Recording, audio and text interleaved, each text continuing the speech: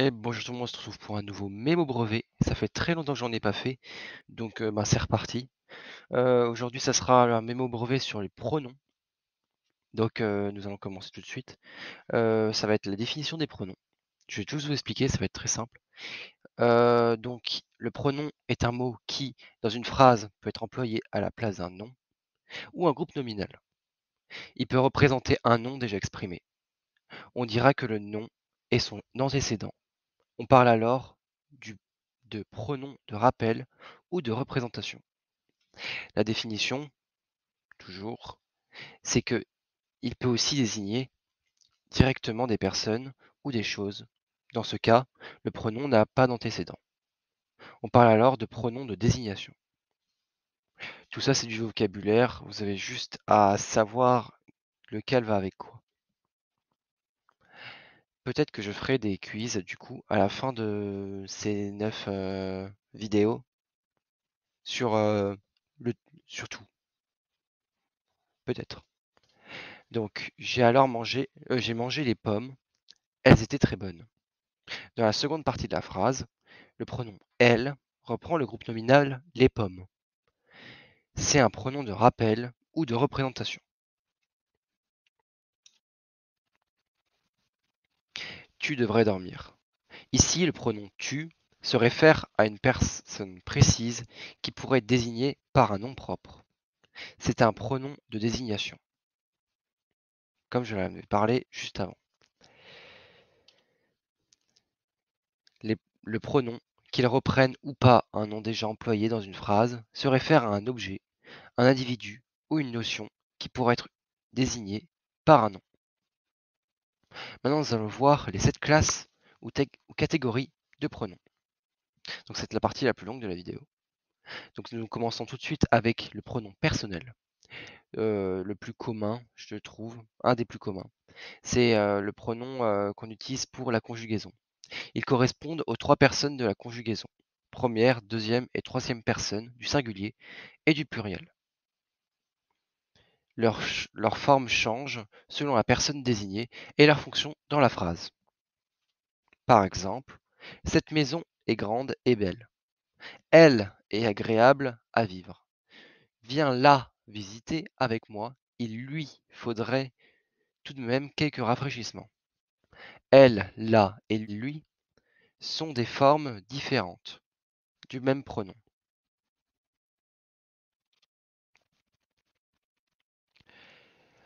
Ce pronom est celui de la troisième personne du féminin singulier, car il reprend le groupe nominal la maison. Or, maison est un nom féminin singulier. Cependant, ils n'ont pas les mêmes fonctions. Elle est sujet, la est COD et lui est COS. Les fonctions, c'est autre part, peut-être d'autres séries que je ferai à l'avenir sur les fonctions. Donc maintenant, nous allons passer au pronom possessif. Donc le pronom possessif renvoie à la fois au possesseur d'un objet et à l'objet lui-même. Il s'accorde en genre et un nombre avec l'objet et une personne avec le possesseur. Et en personne avec le possesseur. Par exemple, j'ai vu sa nouvelle voiture, je préfère la mienne. La mienne est le pronom possessif de la première personne du singulier. Il s'agit de la voiture que je possède. Il est au féminin singulier car il se réfère à une voiture. Pour repérer les pronoms possessifs, ou pour repérer les pronoms possessifs. Alors pour différencier les pronoms possessifs des adjectifs possessifs, il suffit de regarder si la forme est composée à l'aide d'un article. Les pronoms possessifs sont toujours précédés d'un article.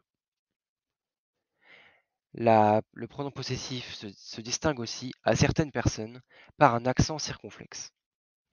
Par exemple, on écrira notre jardin, mais le nôtre. De même, on écrira vos voisins, mais les vôtres. Nous allons passer aux pronoms démonstratifs. Les pronoms démonstratifs, on distingue les formes simples et composées. Les formes non, de toutes ces guitares, celle-ci est ma préférée. Celle-ci que tu as toi est belle, mais celle d'Agnès est vraiment la meilleure. Celle-ci est composée, tandis que celle est une forme simple. Les formes simples sont toujours suivies d'une proposition relative ou d'un complément du nom. Voilà, maintenant c'est les pronoms numéros. Donc les pronoms numéros cardinaux. Alors là c'est très complexe. C'est plutôt de niveau. C'est pas de petit niveau en tout cas. Donc les pronoms numéros cardinaux, et c'est aussi pas très important. Les pronoms numéros cardinaux servent à indiquer une quantité, tandis que les pronoms numéros ordinaux servent à indiquer un ordre. Pourtant c'est simple à comprendre. C'est juste qu'à niveau vocabulaire, c'est pas pareil. Par exemple, la course est bientôt finie. Parmi les coureurs, 10 sont arrivés. Le premier avait 3 minutes d'avance sur les autres. 10 est un pronom numéral cardinal.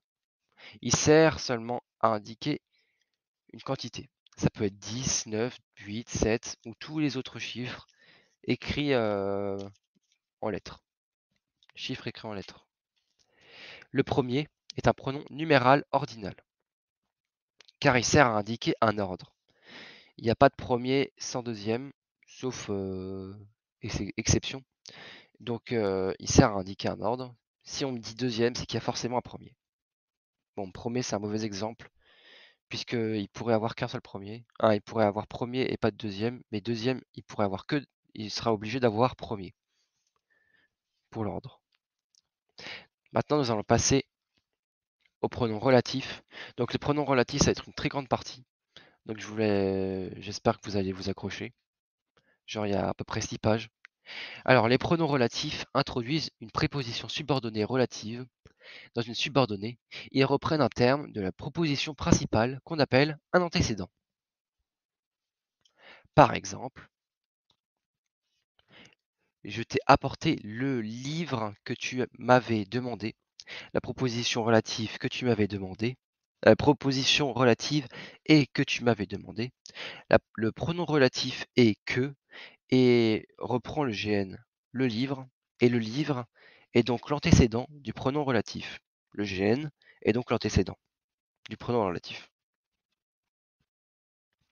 Autre chose à propos du pronom relatif, les pronoms relatifs sont simples, constitués d'une seule syllabe, ou composés, constitués de plusieurs syllabes. Ils peuvent être précédés d'une préposition. Par exemple, ah non, encore quelque chose à retenir sur ça. Les pronoms relatifs simples sont qui, que, quoi, dont, où. Ils sont très connus d'ailleurs, qui, que, quoi, dont, où.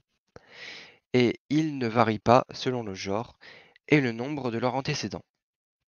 Les pronoms relatifs composés sont au masculin singulier auquel, lequel, duquel, etc. Et par contre, eux, ils s'accordent en genre et en nombre avec leurs antécédents. Par exemple, la personne à laquelle tu t'es adressé n'a pas les renseignements que tu cherches. Dans cette phrase, à laquelle est un pronom relatif composé au féminin singulier. Accord avec l'antécédent la personne. Le second relatif, que, est simple et donc invariable. Encore quelque chose à retenir, c'est la dernière chose à retenir avec son exemple. Le relatif a sa propre fonction dans la proposition subordonnée qu'il introduit. C'est pourquoi il présente de nombreuses formes. Chaque forme correspond à une fonction particulière. Par exemple, le garçon qui s'approche est un garçon que je connais. Ici, qui est sujet de s'approche et que est CED de connaît. Nous allons passer à l'avant-dernier pronom, type de pronom, les pronoms interrogatifs ou exclamatifs. Ces pronoms n'ont que deux formes, que, qui, qu'est-ce qui, lequel, lesquels, lesquels et laquelle. Les formes que et qu'est-ce que peuvent servir à l'exclamation aussi. Par exemple, qu'est-ce qu'il fait est une phrase interrogative, mais qu'est-ce qui fait beau est une phrase exclamative. Enfin, le dernier type, qui va être très rapide, c'est les pronoms indéfinis. Donc, ils sont dits indéfinis car ils ne se réfèrent à rien de précis. Tout, rien, personne, quelqu'un et quelque chose sont des pronoms indéfinis. Merci d'avoir regardé cette vidéo. Tu as vu tout ce qu'il y avait à savoir sur les pronoms. À la fin, les pronoms, la partie 6 et 7 ne sont pas hyper importants, mais on les sait déjà. Donc, merci d'avoir regardé cette vidéo. Like, abonne-toi et partage à quelqu'un qui en a besoin, par exemple. La prochaine vidéo sera sur les adjectifs qualificatifs. Je vais essayer d'en refaire une bientôt, justement, sur celle-là. Voilà. J'ai essayé de continuer cette série. Merci d'avoir regardé cette vidéo. J'ai répété 3 fois, en fait. Bref, ciao.